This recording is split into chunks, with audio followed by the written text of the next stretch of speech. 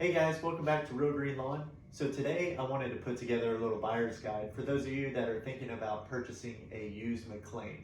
So basically the first step that I would suggest doing is knowing your budget.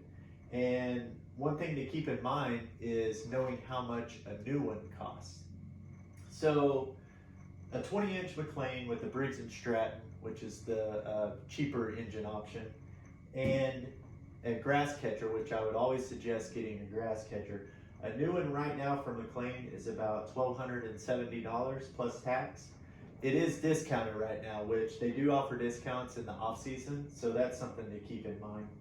And then if you were to add a roller to that, either $150 or so for a smooth one or $180 for a grooved one from Real Rollers, if you were to go that direction. So you're looking at just shy of $1,500 plus tax if you were to buy a brand new one right now with the Briggs & Stratton on it and with all the goodies. So keep that in mind whenever you're shopping for a used one, because you need to realize when you're setting your budget for one of these, how close to that number do you want to get before it makes sense for you to just purchase a new one. All right, so now that you have that amount in your head, what you need to do is whenever you come across an ad, the first place to start at that I would recommend is figuring what era the mower that you're wanting to buy is from. And what I mean by that is you have pre-1990 and post-1990. And I would highly recommend going post-1990 because parts are more readily available online for you in case you need to swap anything out. Some ways to be able to tell whenever you're looking at an ad. The first one is the grass deflector right here.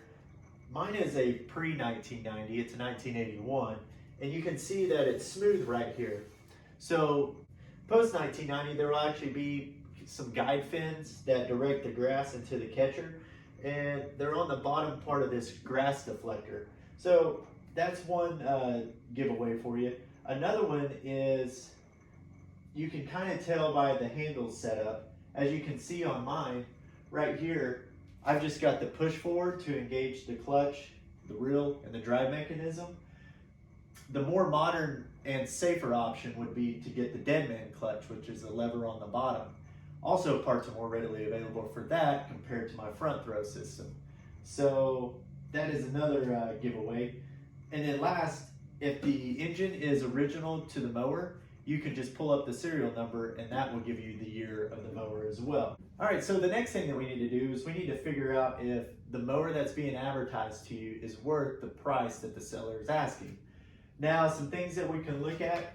What does the whole package include? Is there a front roller on it? Is there a grass catcher? If so, the front roller can start at $140 and go up from there, unless it's like one of those homemade deals.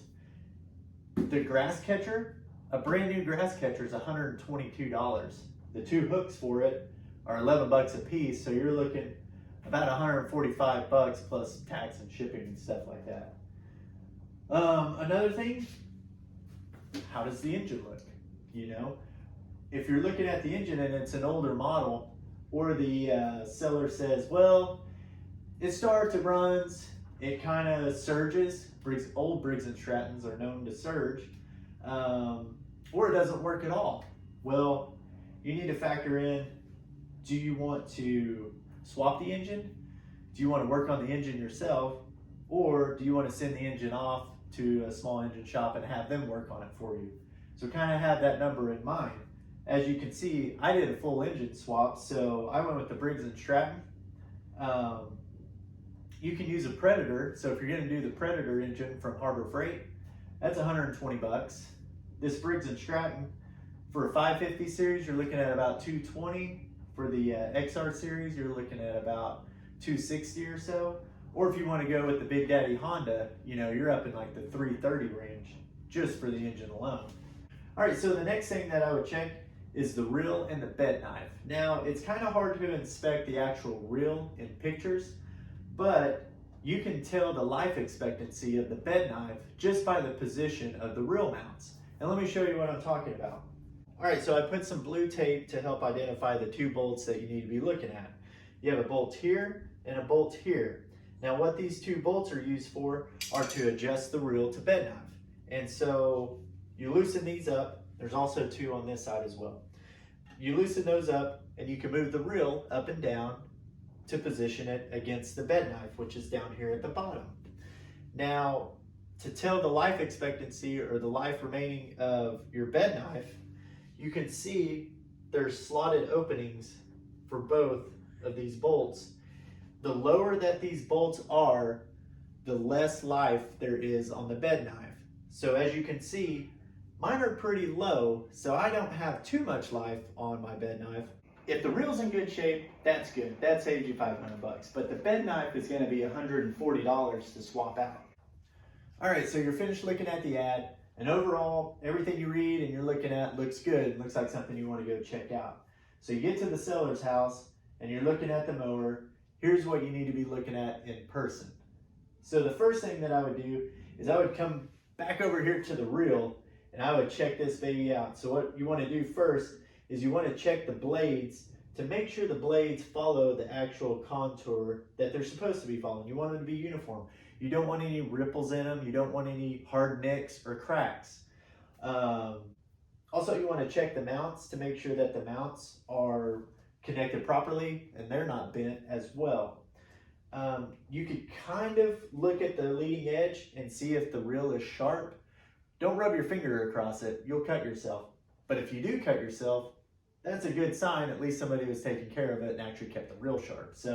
But don't rub your finger across that because you could actually cut yourself. Maybe wear some gloves or something.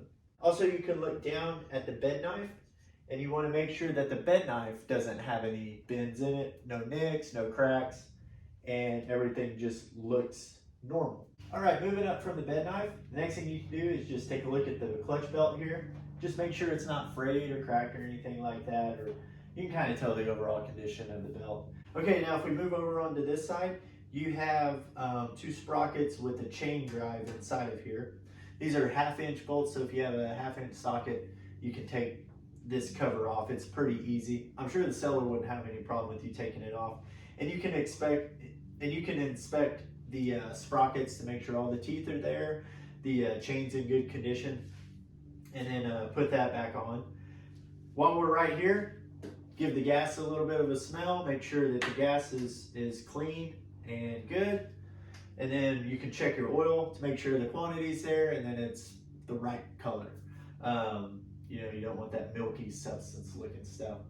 Next, I would start this thing up. So what you want to do is, if you're not familiar with starting one of these or operating one of these, then ask the seller to start it for you and kind of show you a few things about it. But if you are, crank the engine up, make sure your levers are disengaged, your drive lever and your clutch lever for the reel and the drive mechanism. So make sure they're disengaged. If it's the dead man clutch, make sure it's all the way down. So you get it started up. Your left one is what you want to engage first once the area is clear and safe to do so, or lift up if you have the dead man's clutch, and that will spin your reel and your rear drive mechanism. Do not put this one down until you're ready for the thing to move, because this is what will make the rear drive have contact to the ground, propels it forward. So make sure this one is disengaged, and this is how you can tell if it's working properly or not, and you can hear the reel moving and stuff like that. All right guys, so to finish up, you just finished inspecting everything, you're happy with the mower, you know what you may have to replace, you know what you may have to work on. It may be in really good condition, you may not have to do anything. Make a deal with the seller, load this baby up, get it home, leave me a comment down below, let me know what kind of deal you got. And you guys, thank you so much for watching, and good hunting.